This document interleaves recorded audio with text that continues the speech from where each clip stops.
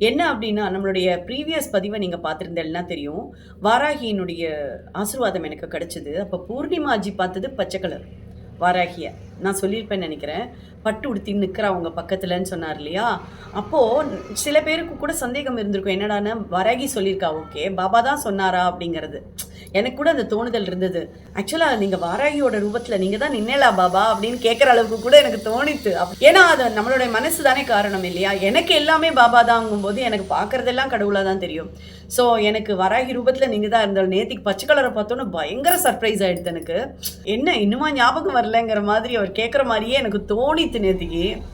அப்பதான் ரிலேட் பண்றேன் நான். அப்புறம் பயங்கர சந்தோஷமா இருந்தது அத பார்த்தோன்னே.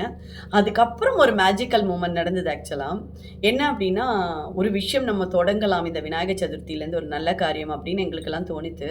ஸோ நாங்கலாம் ஸ்டார்ட் பண்ணலாம்னு சொல்லி பேசின்னு இருந்தோம். உங்களுக்கு நடந்த விஷயத்த சொன்னா தான் புரியும். அதாவது நாங்க மனசுல ஒரு கலர் வச்சுட்டோம். இந்த கலர்ல இது நடந்ததுன்னா, நம்ம ஆரம்பிக்கிற விஷயம் வெற்றியாகும். இதுதான் நம்ம மனசுல நெனச்சது.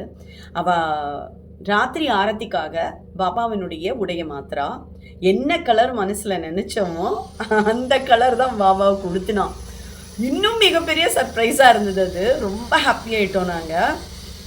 ரொம்ப ரொம்ப சந்தோஷமா இருந்தது. எல்லாமே சுவாமியினுடைய அனுகிரகம் தானே நமக்கு. அத இவ்ளோ தூரம் அவர் பரிபூர்ணமா குடுப்பார் அப்படின்னு நான் நெனைக்கவே இல்ல. அது அங்க போனோனே அவ்ளோ நன்னா நடந்தது. ஆக்சுவலா அங்க போயி நம்ம பாபாவுக்கு துணி பூஜை பண்ணி, அதுக்கப்புறம் மெயின் பாபாட்ட வந்து வேண்டிண்டு அந்த ஆரத்தியும் எடுத்தோம் ஆக்சுவலா. ஃபுல்லா எடுத்துக்கோங்கன்னு சொன்னா. எடுத்துட்டோம். பரசுராம் சாய்ராம தான் பார்த்துருந்தோம். ரொம்ப தங்கமான மனுஷன் ஆக்சுவலா. சுவாமிட்ட போய் என்ன பேசணுமோ பேசுங்கோ அப்படின்னுலாம் சொல்லி நெறைய விஷயங்கள் சொன்னார். அவர் கோயில் கட்டின விஷயங்கள் இதெல்லாம் ஷேர் பண்ணினார் எங்களோட. அப்புறம் துணி பூஜைனா என்ன? அது துணி பூஜைய பத்தி ரொம்ப அழகா பேசியிருந்தார். அதெல்லாம் நான் குடுக்குறேன். நீங்க பாருங்கோ. இதெல்லாம் ரொம்ப நல்லது. சுவாமி ஏன் அப்படி ஒரு துணி பூஜைங்கிறத ஆரம்பிச்சாருங்கிறது, அதனுடைய தாத்பரியம் என்னங்கிறதெல்லாம் ரொம்ப அழகா எடுத்து சொல்லியிருப்பார். நான் எடுக்கட்டுமான்னு கேட்டோன்னே உடனே சொன்னார், "ஓகே நீங்க ப்ளீஸ் எடுத்துக்கோங்க" அப்படின்னு சொல்லி.